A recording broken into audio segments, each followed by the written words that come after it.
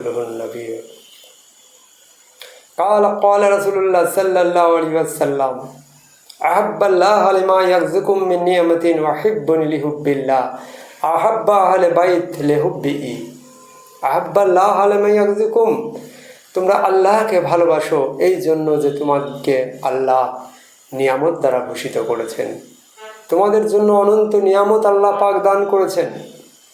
হে জগৎবাসী, তোমরা আল্লাহকে ভালোবাসো, এই বিশ্ব ব্রহ্মাণ্ডের সমস্ত কিছু নিয়ামত তোমাদেরই জন্য, তোমরা আল্লাহকে ভালোবাসো।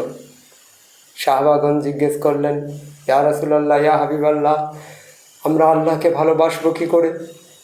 যে আল্লাহকে আমরা চোখের সামনে দেখতে পাই না, যে আল্লাহকে আমরা আমাদের কাছে পাই না, সেই আল্লাহকে আমরা ভালোবাসবো কী করে?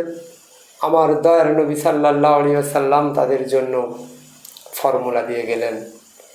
আল্লাহ রাসূল সাল্লাল্লাহু আলাইহি ওয়াসাল্লাম বললেন, আহাব্বাল্লাহ লিমা ইয়ারযুকুম মিন নি'মাতি, তোমরা আল্লাহকে ভালোবাসো এই জন্য যে আল্লাহ পাক তোমাদেরকে অসংখ্য নিয়ামত দ্বারা ভূষিত করেছেন, তোমাদেরকে সর্বশ্রেষ্ঠ নিয়ামত তোমাদের পিতামাতা দান করেছেন, তোমাদেরকে দান করেছেন এত সুন্দর একটা আদম অজুদ, যে অজুদের কারণে আল্লাহর তোমরা অত্যাধিক প্রিয় পাত্র, যে অজুদের কারণে জান্নাতের বুকে স্বয়ং ফারিস্তাদেরকে দিয়ে তোমাদেরকে আল্লাহ সাজদা করিয়েছিলেন।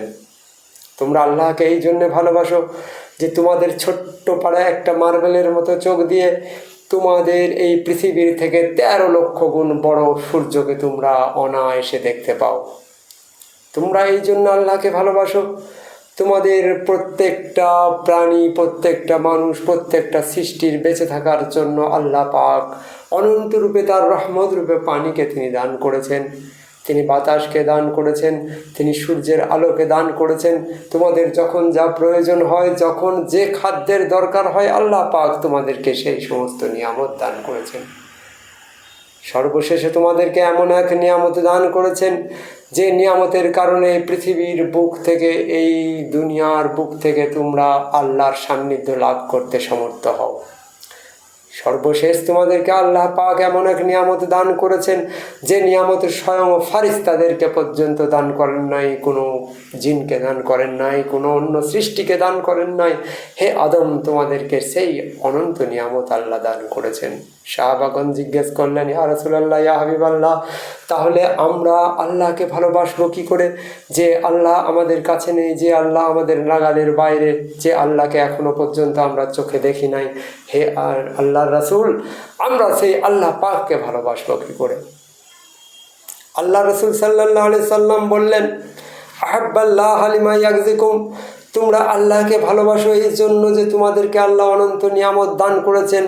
ওয়াহিব্বুনি লিহুব্বিল্লাহ, আর তোমরা আল্লাহকে ভালোবাসার জন্য আমি মুহাম্মদ সাল্লাল্লাহু আলাইহি ওয়াসাল্লামকে তোমরা ভালোবাসো। আমাকে ভালোবাসলে তোমাদের আল্লাহকে ভালোবাসা হয়ে যাবে। আমাকে মোহাব্বত করলে তোমাদের আল্লাহকে মোহাব্বত করা হয়ে যাবে। আমার ইতায়েত করলে তোমাদের আল্লাহর ইতায়েত করা হয়ে যাবে। আমার গোলামি করলে তোমাদের আল্লাহর দাসত্ব করা হয়ে যাবে। আমার কথা মতো চললে তোমাদের আল্লাহর আদেশ পালন করা হয়ে যাবে। আল্লাহ রসুল সাল্লাল্লাহু আলাইহি সাল্লামকে সাহাবাগণ জিজ্ঞেস করলেন, ইয়া রাসূলুল্লাহ, ইয়া হাবিবাল্লাহ, একদিন এমন হবে এই দুনিয়ার মধ্যে জাহিরি রূপে আপনি আমাদের কাছে আর থাকবেন না, তখন আমরা আপনাকেই বা পাবো কী করে ইয়া রাসূলুল্লাহ, ইয়া হাবিবাল্লাহ? তখন আমরা আপনাকে কি করে ভালোবাসবো হে আল্লাহর রসুল? আল্লাহ রসুল সাল্লাল্লাহু আলাইহি সাল্লাম আমাদের জন্য তৃতীয় একটি ফর্মুলা রেখে গেলেন। বললেন, আহাব্বাল্লাহু লিমা ইয়ারযুকুম মিন নি'মাতিন ওয়া হিব্বুনি লিহুব্বিল্লাহ আহাব্বা আহলে বাইতি লিহুব্বিহি। তোমরা আল্লাহকে ভালোবাসো, তিনি নিয়ামত দান করেছেন বলে, আর আল্লাহকে ভালোবাসার জন্য আমাকে ভালোবাসো। আর আমি যখন তোমাদের কাছে সশরীরে উপস্থিত থাকবো না, তখন তোমরা কি করবে? আহাব্বা আহলে বাইতি লিহুব্বিহি, তোমরা আমার আহলে বাইতকে ভালোবাসবে আমাকে ভালোবাসার জন্য। বোঝা গেল যুগে যুগে জগতের বুকে আহলে বাইত চিরজীবন্ত থেকে যাবেন। আমরা সশরীরে আমার দিনের রসুলকে পাবো না, কিন্তু আমরা আহলে বাইতকে আমরা সশরীরের মধ্যে জগতের মধ্যে পাবো। আহলে বাইয়তকে চিনতে হবে, আহলে বাইয়তকে জেনে নিতে হবে। আহলে বাইয়তকে জানতে পারলে আমরা আল্লাহ রসুল সাল্লাল্লাহু আলাইহি সাল্লামকে জেনে যাব, আর আল্লাহ রসুল সাল্লাল্লাহু আলাইহি সাল্লামকে ভালোবাসতে পারলে আমরা আল্লাহকে ভালোবাসার যে গুণ, সেই গুণ অর্জন করতে পারবো। আমরা একটু ওয়াকিয়ার মধ্যে দেখতে পাই, দিনের রসুল সাল্লাল্লাহু আলাইহি সাল্লাম আহলে বাইয়তকে মোহাব্বতের ফল কেমন তা দেখানোর জন্য একদিন মরুভূমির পথ দিয়ে তিনি হেঁটে যাচ্ছিলেন। আল্লাহ রসুল সাল্লাল্লাহু আলাইহি সাল্লাম যখন হেঁটে হেঁটে যেতেন, তখন তার পিছনে সাহাবারা কাতার বন্দি হয়ে, আমরা যেমন নামাজের মধ্যে তাহারিমা বাঁধি, সেইভাবে হাতকে বেঁধে তারা সম্মানের সঙ্গে আল্লাহ রসুল সাল্লাল্লাহু আলাইহি সাল্লামের মর্যাদাকে রক্ষা করার জন্য তারা তার গুলামের দল নিজেদের হাতটাকে বেঁধে তারা পিছনে পিছনে হেঁটে যেতেন। আল্লাহ রসুল সাল্লাল্লাহু আলাইহি সাল্লাম হেঁটে যেতে যেতে পথিমধ্যে হঠাৎ তিনি থমকে দাঁড়ালেন। কিছুটা দূরে আল্লাহ রসুল সাল্লাল্লাহু আলাইহি সাল্লাম লক্ষ্য করে দেখলেন কয়েকটা বাচ্চা ছেলে কিছু ধুলোবালি নিয়ে খেলা করছে। সাহাবাগণও তার পিছনে দাঁড়িয়ে গেলেন। কিছুক্ষণ দেখার পরে আল্লাহ রসুল সাল্লাল্লাহু আলাইহি সাল্লাম সেই বাচ্চাদের মধ্যে গিয়ে সেই বাচ্চাদের মধ্যে হতে একটা বাচ্চাকে বুকের মধ্যে জড়িয়ে ধরে তিনি তার সর্ব অঙ্গে চুমু খেতে লাগলেন আর তাকে খুব আদর করতে লাগলেন। আর আল্লাহ রসুল সাল্লাল্লাহু আলাইহি সাল্লামের পবিত্র চোখ মুবারক থেকে ঝরঝর করে পানি অঝর ঝরায় ঝরতে লাগলো। এদিকে পিছনে দাঁড়িয়ে হযরতে আবু বকর সিদ্দিক রাদিয়াল্লাহু তাআলা আনহু তিনি চিন্তা করছেন, সুবহানাল্লাহ, আমি আবু বকর সিদ্দিক আল্লাহ রসুল সাল্লাল্লাহু আলাইহি সাল্লামের এত প্রিয় একজন ব্যক্তি, এত প্রিয় একজন বন্ধু, এত প্রিয় একজন উম্মত, আজ পর্যন্ত আবু বকর সিদ্দিককে তার দিনের রসুল সাল্লাল্লাহু আলাইহি সাল্লাম এইভাবে জড়িয়ে ধরে কোনো দিন আদর করেন নাই। আমি আমার নিজের মেয়েকে, আমার নিজের কন্যাকে আমি আল্লাহ রসুল সাল্লাল্লাহু আলাইহি সাল্লামের সঙ্গে বিবাহ দিয়েছি। আল্লাহ রসুল সাল্লাল্লাহু আলাইহি সাল্লামের সঙ্গে দুনিয়াবি সম্পর্কে আমি তার শ্বশুর, কিন্তু আজ পর্যন্ত আল্লাহ রসুল সাল্লাল্লাহু আলাইহি সাল্লাম আমাকে একদিনের জন্য এত আদর করেন নাই। কে এই সৌভাগ্যবান বাচ্চা যাকে আল্লাহ রসুল স্বয়ং এত বুকের মধ্যে জড়িয়ে ধরে আবেগ আপ্লুত হয়ে এত চুমু খাচ্ছেন, এত আদর করছেন? তার পিছনে দাঁড়িয়ে হযরতে ওমর রাদিয়াল্লাহু তাআলা আনহু চিন্তা করছেন, একদিন এই ওমর নবী পাক সাল্লাল্লাহু আলাইহি সাল্লামের গর্দনকে উড়িয়ে দেওয়ার জন্য নাঙ্গা তলোয়ার নিয়ে নবীর দরবারে হাজির হয়েছিল, নবীর গর্দনকে উড়িয়ে দেওয়ার জন্য। কিন্তু সেই ওমর আল্লাহ রসুল সাল্লাল্লাহু আলাইহি সাল্লামের সেই রূপ মাধুর্য নুরানি চেহারা দেখে তিনি নিজের মাথাকে, নিজের মস্তককে বিক্রি করে দিলেন আল্লাহ রসুল সাল্লাল্লাহু আলাইহি সাল্লামের কদম মোবারকে এবং তার গুলাম হয়ে গেলেন। যে ওমর রাদিয়াল্লাহু তাআলা আনহু রাস্তা দিয়ে গেলে অন্য মানুষ ভয় পেয়ে যেত, সেই ওমর আজকে আল্লাহ রসুল সাল্লাল্লাহু আলাইহি সাল্লামের গোলামে পরিণত হয়ে গেলেন। কিন্তু সেই ওমরকেও আজ পর্যন্ত আল্লাহ রসুল সাল্লাল্লাহু আলাইহি সাল্লাম এইভাবে বুকে জড়িয়ে ধরে এত আদর কোনোদিন করেন নাই। কে এই সৌভাগ্যবান বাচ্চা? তার পিছনে দাঁড়িয়ে হযরত উসমান গনি, তিনি চিন্তা করছেন, আমি উসমান গনি দুইটি কন্যাকে বিবাহ করার কারণে আমার নাম হয়েছে উসমান জিন্নুরাইন। আমি আল্লাহ রসুল সাল্লাল্লাহু আলাইহি সাল্লামের গৃহের জামাতা, কিন্তু আজ পর্যন্ত আমাকে আল্লাহ রসুল সাল্লাল্লাহু আলাইহি সাল্লাম এত আদর করে, এত ভালোবেসে কোনোদিন এত আদর করেন নাই। কে এই সৌভাগ্যবান বাচ্চা? আল্লাহ রসুল সাল্লাল্লাহু আলাইহি সাল্লাম বাচ্চাটাকে আদর করার পরে আবার পুনরায় সেই দলের মধ্যে ফিরে এলেন এবং রাস্তা দিয়ে হাঁটতে হাঁটতে তিনি চলে যেতে লাগলেন। পিছনে দাঁড়িয়ে আবু বকর, তার পিছনে দাঁড়িয়ে ওমর, তার পিছনে দাঁড়িয়ে হযরতে উসমান গনি, নিজেদের চিন্তা করতে করতে তারা হাঁটছেন। এমন সময় আমার দয়ার রসুল রাহমাতুল আলামিন সাল্লাল্লাহু আলাইহি ওয়াসাল্লাম তাদের মনের কথা বুঝতে পারলেন। তিনি হযরতে আবু বকর, ওমর, উসমানকে লক্ষ্য করে বললেন, হে আবু বকর, উসমান, ওমর, তোমরা কি চিন্তা করছো আমি ওই বাচ্চাটাকে কেন এত আদর করলাম? বলে, হ্যাঁ ইয়া রাসূলুল্লাহ, আপনি সত্য বলেছেন, ইয়া রাসূলুল্লাহ, আপনি ঠিকই বলেছেন, আমরা এই চিন্তায় বিফর আছি। ওই বাচ্চাটা কোনো নাম করা গোত্রের, কোনো দলাধিপতির কোনো সন্তান নয়, কোনো বড় লোকের কোনো ছেলে নয়, আমাদের সাহাবাদের কোনো ছেলে নয়, অথচ ওই একটা অজানা বাচ্চাকে আপনি কেন এত আদর করলেন ইয়া রাসূলুল্লাহ?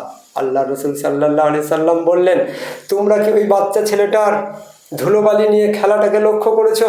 বলে, না ইয়া রাসূলুল্লাহ সাল্লাল্লাহু আলাইহি সাল্লাম। বলে, ওই বাচ্চা ছেলেটা দলে আর একটা বাচ্চা ছেলে ছিল, সে আমার দৌহিত্র হজরতে হুসাইন রাদিয়াল্লাহু তাআলা আনহু। যখন আমার হুসাইন ওই বালির ওপর দিয়ে হেঁটে হেঁটে যাচ্ছিল, আর বালির ওপরে হজরতে হুসাইন রাদিয়াল্লাহু তাআলা আনহুর পায়ের ধুলো ছাপ পড়ছিল, আর এই বাচ্চা ছেলেটা সেই হুসাইনের পায়ের ধুলো, সেই ছাপওয়ালা পায়ের ধুলোটাকে দুই আঁজলা ভরে হাতে করে তুলে নিচ্ছিল আর নিজের মুখের মধ্যে মাখছিল, গোটা শরীরের মধ্যে মাখছিল, আর কি আনন্দ উল্লাস করছিল আর চুমু খাচ্ছিল। এটাই তার খেলা। এই খেলাটা দেখে আমার এত ভালো লেগেছে আবু বকর, আমি ওই বাচ্চা ছেলেটাকে আদর না করে থাকতে পারলাম না।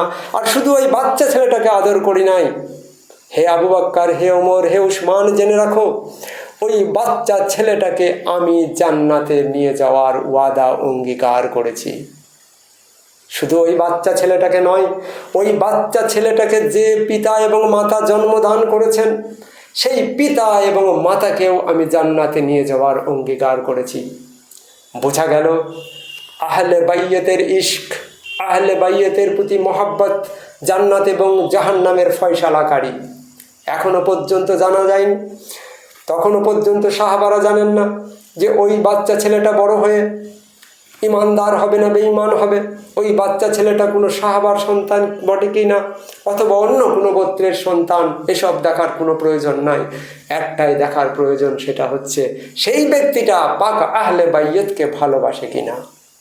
সেই ব্যক্তিটা, সেই সন্তানটা আমার হজরতে হুসাইন, হজরতে হাসান, হজরতে আলী, হজরতে ফাতেমার গোলাম কিনা।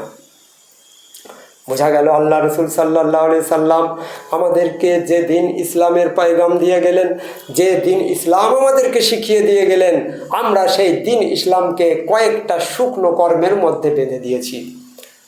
আমরা ভাবি আমাদের রোজা, আমাদের নামাজ, আমাদের পয়সা খরচ করে মক্কার বুকে ওই কাবা শরীফের কালো পাথরের ঘরটাকে দেখতে যাওয়া মনে হয় আল্লাহ খুব পছন্দ করেন।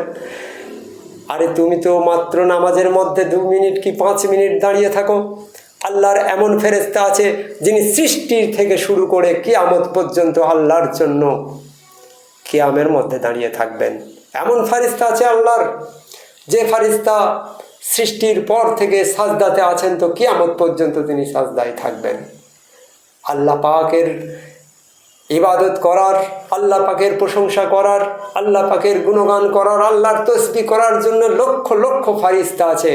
আল্লাহ মানুষের কাছে শুধু শুকনো উট বসটা তিনি চান না, আল্লাহ চান এই মানুষের মধ্যে আমি সর্বশ্রেষ্ঠ জিনিসকে আমার ভরে দিয়েছি। আফাক তুমির রূহ, আমার রুহটাকে ভরে দিয়েছি হে আদম, যে রুহ আমি ফারিস্তাকে পর্যন্ত দিই নাই। যার জন্য জান্নাতের বুকে আল্লাহ পাক রব্বুল ইজ্জত যখন আদমের দেহর মধ্যে আফাক তুমির রূহ, নিজের রুহটা ফুঁকে দেওয়ার পরে তিনি ফেরেশতাদেরকে আদেশ করলেন, হে ফারিস্তাগণ, তোমরা আদমের উদ্দেশ্যে সিজদা করো। সেদিন ফারিস্তারা আদমকে সিজদা করেছিল। একজন কালো চেহারাধারী ব্যক্তি ব্যতীত সে ভেবেছিল, হে আমার প্রভু, হে আমার রব, তুমি যদি তোমাকে সিজদা করার কথা বলতে, আমি পৃথিবীর বুকে, পৃথিবী এবং আসমানের বুকে একটা তিল পরিমাণ জায়গা তোমার সিজদা ছাড়া আমি ছাড়তাম না।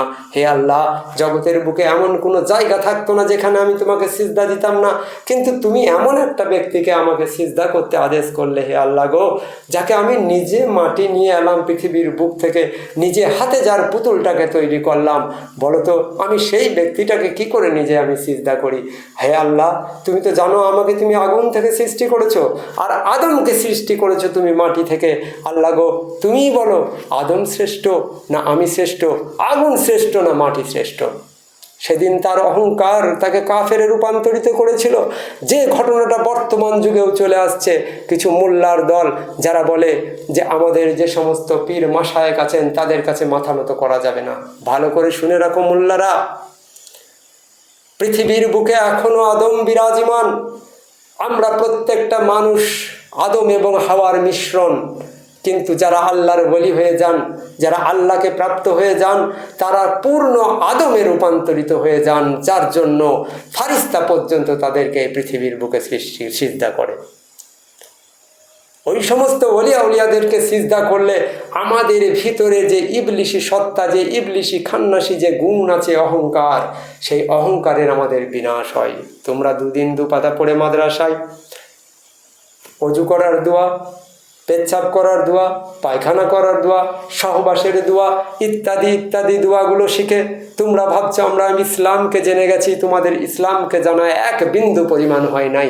যেদিন তুমি ইসলামকে পূর্ণভাবে জানতে পারবে সেদিন তুমি দেখতে পাবে এই আদম ওজুদের মধ্যে স্বয়ং আল্লাহ পাক বিরাজ করছেন। যে ভুলটা করেছিল ইবলিস, আদমের মধ্যে, আদমের দেহতে সে আল্লাহর আফাক তুমির রুহের রহস্য রাজত্ব সে বুঝতে পারে নাই, যার জন্য সে আদমকে সিজদা করে নাই। আর সেই একটা ভুলের কারণে ইবলিস শয়তানে রূপান্তরিত হয়েছিল। তোমরা ইবলিসকে গাল দাও, প্রত্যেকটা সূরা কেরাত করার আগে আউযু বিল্লাহি মিনাশ শাইতানির রাজিম সুর করে বলো যে আল্লাহ গো, আমরা আশ্রয় প্রার্থনা করছি শয়তানের নিকট হতে। আর তোমাদের শয়তান তোমাদের কাঁধে বসে আছে, অথচ তোমরা তা দেখতে পাও না। তাজকিরাতুল আউলিয়ার মধ্যে একটি ঘটনা আছে। একজন আল্লাহর ওলি বলছেন, আমি একদিন নামাজ পড়তে যাচ্ছি মসজিদের মধ্যে। বলে মসজিদের মধ্যে আমি নামাজ পড়তে ঢুকবো, এমন সময় দেখছি উল্টো দিক থেকে আর একজন ব্যক্তি, সেও নামাজ পড়তে আসছে। আর তার ঘাড়ের মধ্যে শয়তানে ন্যাংটো হয়ে, যেমন বাচ্চা ছেলেকে আমরা কাঁধের মধ্যে নিই আর পা দুটো বুকের দিকে ঝুলে থাকে, বলে শয়তান ন্যাংটো হয়ে তার ঘাড়ের মধ্যে চেপে বসে পা দুটোকে খুব দুলাচ্ছে আর খুব আনন্দ করছে। তো আমি সেই ব্যক্তিকে জিজ্ঞেস করলাম যে তোর লজ্জা করে না? একজন নামাজি ব্যক্তি নামাজ পড়তে আসছে আর তার ঘাড়ের উপরে চেপে তুই ঠ্যাং দুটোকে ওইভাবে ঝুলাচ্ছিস, তোর কি এতটুকু লজ্জা করে না? বলে হুজুর আমার লজ্জা করবে কেন? আমার কাজই তো এটা, আমি অন্যান্য মানুষকে আমার কর্মের মধ্যে ভুলিয়ে রাখতে চাই। বলে তুই নামাজি কেউ ছাড়িস না? বলে এরা নামাজের কি চিনে? এই সমস্ত নামাজিগুলোকে নামাজের সময়ই তো আমার বেশি পছন্দ। এদের নামাজের সময় যখন দাঁড়ায় আমি এদেরকে দুনিয়ার কর্ম, দুনিয়ার কথাগুলো মনের মধ্যে আমি ওয়াসওয়াসা করে দিই। বললে তুই এক কাজ কর, তাহলে যে সমস্ত নামাজিগুলো ভিতরে নামাজ পড়ছে যা দিয়ে ওদের নামাজটা ভাঙিয়ে দে। বলে হুজুর আমার তো সেটাই ইচ্ছা ছিল, কিন্তু আমি ভয়ে যেতে পারছি না। বলে কেন? বলে ওই যে দেখছেন না মসজিদের বাইরে একজন ব্যক্তি শুয়ে আছে, শায়িত হয়ে আছে, ওই ব্যক্তির ভয়ে আমি ভিতরে ঢুকতে পারছি না। বলে নামাজি ব্যক্তিরা নামাজ পড়ছে তাদেরকে তোর ভয় লাগছে না, আর নামাজি যে পড়ে না বাইরে শুয়ে আছে ওই ব্যক্তিটাকে তোর ভয় লাগছে। বলে হুজুর ভিতরে যারা নামাজ পড়ছে ওরা নামাজকে না জেনে নামাজ পড়ছে, আর বাইরে যে ব্যক্তি শুয়ে আছে ওই ব্যক্তিটা নামাজকে চিনে, নামাজকে জানে এবং সে আমাকেও চিনে। তার কাছে এমন কিছু গোপন রহস্য আছে, এমন কিছু গুপ্ত জ্ঞান আছে, সেই জ্ঞানও যদি নামাজিদেরকে দিয়ে দেয় তা আমি আর জীবনে নামাজিদের নামাজ ভাঙাতে পারবো না। আমি যদি কাউকে ভয় করে থাকি তো ভয় করি আমি ওই সমস্ত ব্যক্তিকে যারা আল্লাহর রহস্য রাজত্বের কথা জেনে গেছে, আল্লাহর রহস্য রাজত্বের কাছে চিনে গেছে। আল্লাহ পাক রব্বুল ইজ্জত এই পৃথিবীর বুকে আদমকে সৃষ্টি করেছেন আল্লাহর তত্ত্ব রহস্য জ্ঞান লাভের জন্য। আর সেই তত্ত্ব রহস্য জ্ঞান লাভ করতে গেলে আমাদেরকে আহলে বাইয়তের পরিচয় জানতে হবে, আমাদেরকে আল্লাহর রসুলের পরিচয় জানতে হবে, আমাদেরকে বর্তমান যুগে যে সমস্ত রসুল আছেন সেই সব রসুলদেরকে খুঁজে খুঁজে বার করতে হবে। আমরা তো বার্থিং প্রসেসে মুসলমান হয়ে বসে আছি। আমার বাবার নাম অমক, মুসলমান, সৈয়দ আব্দুস সালেক, আমি তার সন্তান, অতএব আমি মুসলমান। কুরআন এবং হাদিসের মধ্যে এইরকম কোনো কথা আল্লাহ পাক রব্বুল ইজ্জত বলেননি যে কোনো সন্তান যখন জন্মগ্রহণ করে সে মুসলমান হয়ে জন্মগ্রহণ করে, এটা ভুল অর্থ করা হয়। যখন কোনো সন্তান জন্মগ্রহণ করে তখন সে তার প্রকৃতি নিয়ে জন্মগ্রহণ করে, অতঃপর বড় হওয়ার পর তার বাপ দাদুর যে ধর্ম সে তার ধর্ম গ্রহণ করে, সে তার প্রকৃতি নিয়ে ধর্মগ্রহণ করে, জন্মগ্রহণ করে, মুসলমান হয়ে জন্মগ্রহণ করে না। যেহেতু প্রকৃতি মুসলমান, প্রকৃতি তার নিজের রূপে সে সর্বদাই আল্লাহর জিকিরে মত্ত, সেই হিসেবে যখন কোনো বাচ্চা ছেলে জন্মগ্রহণ করে সে তখন শান্তি অবস্থায় জন্মগ্রহণ করে, পরবর্তীকালে তাকে মুসলমান হতে হয়। মুসলমান অত সহজ জিনিস নয়। মুসলমান হতে গেলে একজন মুসলমান ব্যক্তির গোলামি করে মুসলমান হতে হয়। আল্লাহ পাক রব্বুল ইজ্জত তার পবিত্র কুরআন শরীফের মধ্যে তিনি ঘোষণা করেছেন, ইয়া আইয়ুহাল্লাযিনা আমানু ওয়াবতাগু ইলাইহিল ওয়াসিলাতা জাহিদুনা ফি সাবিলিল্লাহি লাআল্লাহুম তুফলিহুন। ইয়া আইয়ুহাল্লাযিনা আমানু, হে ঈমানদারগণ, ওয়াবতাগু ইলাইহিল ওয়াসিলাতা, তোমরা একটা ওসিলা অন্বেষণ করে নাও। কিসের জন্য? জাহিদুনা ফি সাবিলিল্লাহ, এই জন্য যে তোমরা আল্লাহর রাস্তায় জিহাদ করতে পারবে, আল্লাহর রাস্তায় যুদ্ধ করতে পারবে। এই আল্লাহর রাস্তায় যুদ্ধ কোনো অস্ত্র নিয়ে যুদ্ধ নয়, এই আল্লাহর রাস্তায় যুদ্ধ অর্থাৎ নিজের বিরুদ্ধে নিজের যুদ্ধ।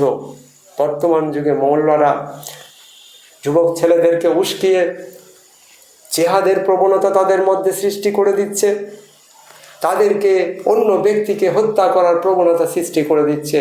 আল্লাহ রসুল সাল্লাল্লাহু আলাইহি সাল্লাম এই প্রবণতা সৃষ্টির কথা বলেন নাই।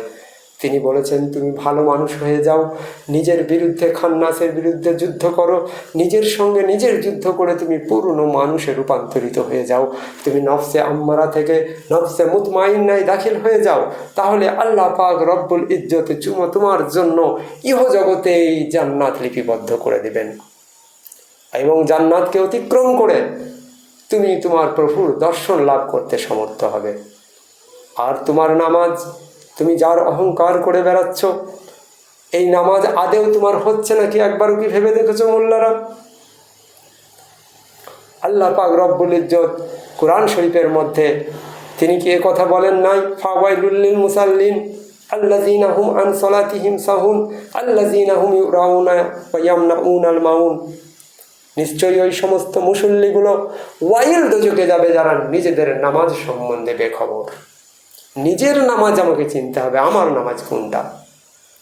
আমার নামাজ কি শুধুমাত্র উঠবস করা? নিশ্চয়ই এটা শরীয়তের নামাজ, এটাকে কায়েম রাখতে হবে, এটাকে আমাদেরকে নিশ্চয়ই আমাদের জীবনের মধ্যে প্রতিষ্ঠিত করতে হবে।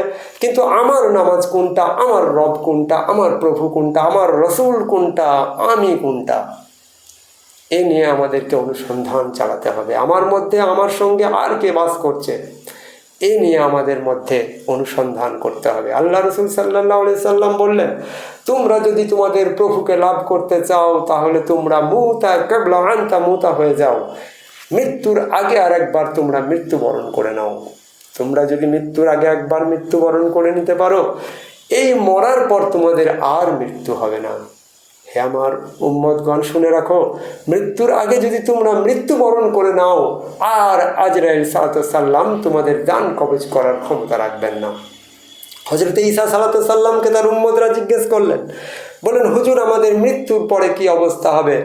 হযরত ঈসা সাল্লাম তার উম্মতদেরকে বললেন, তোমরা বর্তমানে মৃত্যুময় রাজত্বে আছো, আমি তোমাদেরকে মৃত্যুময় রাজত্ব থেকে জীবনের রাজত্বে নিয়ে যাওয়ার জন্য এসেছি। যদি মরার আগে একবার মরা শিখে নিতে পারো, তোমাদের আর মৃত্যু হবে না। তোমরা যদি আমার উম্মত হয়ে যাও, তোমাদের মৃত্যু আর জীবনে হবে না, তোমরা অমরত্ব লাভ করবে। হযরত ঈসা সাল্লাম তার উম্মতগণ বলেন, হুজুর গো, আপনি তো সারাদিন রাত আল্লাহর ধর্মের দিনের প্রচার করেন, আপনার কোনো নিজস্ব বাড়ি নাই, নিজস্ব গাড়ি নাই, আপনার থাকার কোনো নিজস্ব বাসস্থান নাই। আমরা ইচ্ছা করছি আপনার মতো একজন মহান ব্যক্তিকে আমরা একটা ঘর করে দেব। হযরত ঈসা সাল্লাম তার উম্মতদেরকে লক্ষ্য করে একটু মুচকি হাসলেন, হাসার পর বললেন, সত্যি তোমরা আমার ঘর বানিয়ে দিতে চাও? বলে, হ্যাঁ হুজুর, আমরা আপনার ঘর বানিয়ে দিতে চাই। বলে, তাহলে এক কাজ করো, ঘর করতে গেলে তো অনেক সরঞ্জামের দরকার, ঘর করতে যা যা প্রয়োজন তোমরা কাল সকালে নিয়ে এসো, আমি তোমাদেরকে জায়গা দেখিয়ে দেবো, সেখানে তোমরা আমার ঘর করে দেবে। ভক্তরা, উম্মতরা উচ্ছ্বসিত হয়ে গেলেন। তারা বাড়ি ফিরে গিয়ে একটা ঘর তৈরি করার জন্য যা যা সরঞ্জাম সমস্ত কিছু তারা গাড়ির মধ্যে বোঝাই করে সকালবেলাতে হযরত ঈসা সাল্লামের দরজায় উপস্থিত। হযরত ঈসা সাল্লাম বললেন, কি খবর? বলে, হুজুর কাল বলেছিলেন আপনার ঘর বানানোর সরঞ্জাম নিয়ে আমরা উপস্থিত হয়েছি, এবার বলুন আপনার ঘরটা কোথায় বানিয়ে দেব। হযরত ঈসা সাল্লাম তিনি রাস্তা দিয়ে হাঁটতে শুরু করলেন। তার উম্মতগণ সেই বোঝাই করা মাল নিয়ে তার পিছু পিছু হাঁটতে শুরু করলো। হাঁটতে হাঁটতে গিয়ে অনেক দূর যাওয়ার পরে সমস্ত লোকালয়কে অতিক্রম করে হযরত ঈসা সাল্লাম একটি সমুদ্রের ধারে গিয়ে উপস্থিত হলেন। এবার সমুদ্রের একেবারে নিকটে গিয়ে, যেখানে একটা সমুদ্রের ঢেউ আর একটা সমুদ্রের ওপরে এসে আরেকটি ঢেউয়ের ওপরে এসে পড়ছে, তিনি তার একটু আগে দাঁড়িয়ে গেলেন, উম্মতেরাও দাঁড়িয়ে গেলেন সেই সমস্ত মালপত্র বোঝাই নিয়ে। হযরত ঈসা সাল্লাল্লাহু সাল্লাম তার উম্মতদেরকে লক্ষ্য করে বললেন, হে আমার উম্মতেরা, তোমরা কি কিছু দেখতে পাও? বলে, হুজুর আমরা তো কিছু দেখতে পাই না। বলে, একটা ঢেউয়ের উপরে আর একটা ঢেউ কেমন করে আছড়ে পড়ছে, তোমরা কিছু দেখতে পাও? বলে, হ্যাঁ হুজুর আমরা তা দেখতে পাচ্ছি। বলে, ঢেউয়ের উপর ঢেউ পড়ার ফলে কিছু বুদবুদ, কিছু ফেনা তৈরি হচ্ছে, তোমরা কি সেটা দেখতে পাও? বলে, হ্যাঁ হুজুর দেখতে পাই। বলে, তোমরা আমার ঘর করবে ঠিক করেছো? বলে, হ্যাঁ হুজুর আমরা আপনার ঘর তৈরি করে দেবো। বললে, তোমরা এক কাজ করো, এই বুদবুদের ওপরে, এই ফেনার ওপরে আমার ঘর তৈরি করে দাও। কিছু কিছু উম্মত বলতে লাগলো, হুজুরের মাথা খারাপ হয়ে গিয়েছে। বলে, হুজুর ঘর তৈরি করার জন্য মাটির প্রয়োজন, স্থলভাগের প্রয়োজন, এই ফেনার উপরে কখনো ঘর হয়? এ তো 1 মিনিট পরে এটা নষ্ট হয়ে যাবে, এটা তো ফেটে যাবে, এটা তো শেষ হয়ে যাবে। হযরত ঈসা সাল্লাল্লাহু সাল্লাম তার উম্মতদেরকে বললেন, কসম পরওয়ারদিগারের, মানুষের জীবনে এই ফেনাটার থেকেও আরও তাৎক্ষণিক, আরও কম সময়ের জন্য মানুষের জীবন। এই দুনিয়ার মূল্য আমার কাছে ফেনার মূল্যর থেকেও কম। যে এখানে তোমরা ঘর বানাবে বলে নির্দিষ্ট করেছো, আমার পরওয়ারদিগারের কসম করে বলছি সেটা কোনো থাকার জায়গা নয়, এটা চাষযোগ্য একটা জায়গা। তুমি এখানে যা চাষ করবে, আখেরাতে গিয়ে তার ফসল তোলার জন্য আল্লাহ পাক তোমাদেরকে এই পবিত্র ভূমি দান করেছেন। এখানে তোমরা আল্লাহকে পাওয়ার জন্য তোমাদের নফসের তোমরা প্রবৃত্তিটাকে তোমরা কি করো, তার সঙ্গে জিহাদ করো এবং আল্লাহকে পাওয়ার চাষ করার চেষ্টা করো। কিন্তু আল্লাহকে পাওয়ার চাষ অত সহজ জিনিস নয়। তোমার এই দেহ রাজত্বকে চাষ করতে হবে, তোমার এই আদম অজুদকে চাষ করতে হবে। আমরা দেখেছি, তাই কোনো একজন কবি তিনি বলেছেন, মন কৃষি কাজ জানো না, এমন মানব জমিন রইল পতিত, আবাদ করলে ফলতো সোনা। মন কৃষিকাজ জানো না। আমরা মাঠে গিয়ে চাষ করি, আমরা বাজারে গিয়ে আমরা ব্যবসা করি, কিন্তু আমরা সত্যিকারের আল্লাহর যে চাষ হয় এ সম্বন্ধে আমরা খবর রাখি না। কোরআন শরীফের মধ্যে আল্লাহ পাক বলেছেন, ইয়া আইয়ুহাল্লাযীনা আমানু হাল আদুল্লুকুম আলা তিজারাতুন তুনজিকুম মিন আযাবিন আলিম। হে ঈমানদারগণ, হে বিশ্বাসীগণ, আমি কি তোমাদেরকে একটি উত্তম ব্যবসা শিখিয়ে দেবো? হাল আদুল্লুকুম আলা তিজারাতুন তুনজিকুম মিন আযাবিন আলিম, যেটা তোমাদেরকে প্রজ্ঞাময়, বিজ্ঞানময় আযাব থেকে তোমাদের রেহাই করে দেবে। এই বিজ্ঞানময়, প্রজ্ঞাময় আযাব থেকে রেহাই করার জন্য পৃথিবীর বুকে কিছু মহাপুরুষ যুগে যুগে তারা অবতীর্ণ হন। তারাই এ যুগের রসুল। যেদিন আমরা প্রত্যেকে মৃত্যুবরণ করব, আমাদেরকে জিজ্ঞেস করা হবে, তোমাদের কাছে কি কোনো রসুল প্রেরণ করা হয় নাই? তোমরা কি কোনো রসুলকে চিনতে না? তোমাদের কাছে কি কোনো রসুল যান নাই? বলে, হ্যাঁ গিয়েছেন। বলে, তাদের সম্বন্ধে তোমাদের কি ধারণা ছিল? বলে, আমরা লোকের কাছে যা শুনতাম আমাদের তাই ধারণা ছিল, সে নিয়ে আমরা খুব বেশি মাথা ঘামাই নাই। বলে, তাহলে এইবার তোমরা আযাব ভোগ করতে থাকো। মোল্লাদের চক্রান্তে না পড়ে, মোল্লাদের সঙ্গে উঠা বসা না করে, যে সমস্ত মুক্ত পুরুষ পৃথিবীর বুকে এখনও আছেন, তাদের গোলামি করা আমাদের জন্য আল্লাহ পাক ফরজ করে দিয়েছেন। আমাদের জন্য আল্লাহ পাক কুরআন পাকের মধ্যে তিনি ঘোষণা করে দিয়েছেন, কুনু মা সাদিকিন, তোমরা সত্যবাদীদের সঙ্গে হয়ে যাও। এই সত্যবাদী কারা? আমরা জানি এ জগৎ ধ্বংসশীল, যাহা ধ্বংসশীল তাহাই মিথ্যা, আর যাহা অধ্বংসশীল তাহাই সত্য। আমরা জানি কুল্লু মান আলাইহা ফানিউ ওয়া ইয়াবকা ওয়াজহু রাব্বুকা যুল জালালি ওয়াল ইকরাম। সূরা রহমানের মধ্যে আল্লাহ পাক তিনি ঘোষণা দিয়েছেন, সমস্ত কিছু ধ্বংস হয়ে যাবে তোমার প্রভুর মুখমণ্ডল ব্যতীত।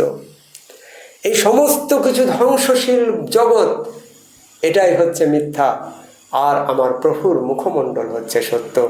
যারা সেই প্রভুর মুখমণ্ডলকে চিনেছেন, প্রভুর মুখমণ্ডলকে দেখেছেন, প্রভুর মুখমণ্ডলকে জেনেছেন, তারাই সত্যবাদী। সে সত্যবাদী যুগে যুগে খুব অল্প সংখ্যক পাওয়া যায়, আর সত্যবাদীর ভ্যাক ধরে বেশ কিছু মানুষ তারা পৃথিবীর বুকে ঘোরাঘুরি করে। তাই সত্যবাদী চেনার জন্য, সত্যবাদী জানার জন্য আমাদের প্রত্যেকের কর্তব্য একজন যুগের আল্লাহর ওলির সান্নিধ্য লাভ করা। আমাদের বর্তমান যুগে এই পৃথিবীর বুকে, এই বাংলার বুকে একজন বিখ্যাত আল্লাহর ওলি আমার পীর ও মুর্শিদ হজরতে আবুল হাসনাত চিশতি সাল্লাল্লাহু আলাইহি ওয়াসাল্লাম আছেন, যিনি মুক্ত পুরুষ, যিনি নিজের জীবনে মৃত্যুবরণ করে পুনরায় দেহপ্রাপ্তি হয়েছেন, যিনি আল্লাহ পাকের সান্নিধ্য লাভ করে আল্লাহর দর্শন লাভ করেছেন, এই রকম একজন ব্যক্তির সান্নিধ্য লাভ করে আপনাকে আল্লাহকে জানতে হবে, নিজেকে চিনতে হবে। যেদিন আমরা নিজেকে চিনে যাব সেদিন আমার প্রভুকে চিনতে আর বাকি থাকবে না। যার জন্য মান আরাফা নাফসাহু ফাকাদ আরাফা রাব্বাহু, যে নিজেকে চিনে গেল সে তার প্রভুকে চিনে গেল, এই কথা আমাদের হাদিস শরীফের মধ্যে এসেছে। তো আমরা নিশ্চয়ই একজন মহাপুরুষের সান্নিধ্য লাভ করব। এ যুগে কোটি কোটি মানুষের মধ্যে এরকম একজন মুক্ত পুরুষ পাওয়া সত্যি সৌভাগ্যের ব্যাপার। তো যে সমস্ত ব্যক্তিরা আমার এই ভিডিও দেখবেন, আমি প্রত্যেকের কাছে আহ্বান করছি, এই আমার পীর ও মুর্শিদ যিনি আছেন এবং আরও জগতের বুকে যে সমস্ত ওলিয়া উলিয়া আছেন, খাস করে আমার পীর ও মুর্শিদ যিনি আছেন একজন মুক্ত পুরুষ, আপনারা তার কাছে এসে নিশ্চয়ই দিন ইসলামের জ্ঞান নিতে পারেন, বুঝতে পারবেন যে দিন ইসলাম বাজারে আপনারা 2-1 টাকা 2-10 টাকায় পান, এ দিন ইসলাম সে দিন ইসলাম নন। এটা হচ্ছে সেই দিন ইসলাম যার সম্বন্ধে হযরতে আবু হুরায়রা বলেছিলেন, আমি আল্লাহর রসুলের কাছে 2টি জ্ঞান পেয়েছি, একটি স্বাভাবিক মানুষের কাছে প্রকাশ করার জন্য, আর একটা দিন ইসলাম আমি যদি প্রকাশ করি আমার এই হুকুমটাকে কেটে দেওয়া হবে। যেই ইসলাম সম্বন্ধে আমার মাওলা কায়নাত হযরতে আলী রাদিয়াল্লাহু তাআলা আনহু বললেন, আমি যদি ইসলামের গুরু রহস্যটা তোমাদের কাছে প্রকাশ করি নিশ্চয়ই তোমরা আমাকে পুতুল পূজারী হয়তো বলে আখ্যা দিতে পারো। যে দিন ইসলামকে জিন্দা করার জন্য, যে দিন ইসলামকে প্রতিষ্ঠা করার জন্য হযরতে হুসাইন রাদিয়াল্লাহু তাআলা আনহুকে কারবালার মহাপ্রান্তরে নিজের গর্দনকে দিতে হয়েছিল, যে দিন ইসলামকে প্রতিষ্ঠা করার জন্য হযরতে মনসুর হাল্লাজকে শুলিতে চাপতে হয়েছিল, বর্তমান যুগে সেই দিন ইসলাম একমাত্র আল্লাহর ওলিদের কাছেই আছে। আমরা নিশ্চয়ই সেই ওলিদের সান্নিধ্য লাভ করে দিন ইসলামকে জানার চেষ্টা করব। ওয়া মা আলাইনা ইল্লাল বালাগ। আসসালামু আলাইকুম ওয়া রাহমাতুল্লাহি ওয়া বারাকাতুহু।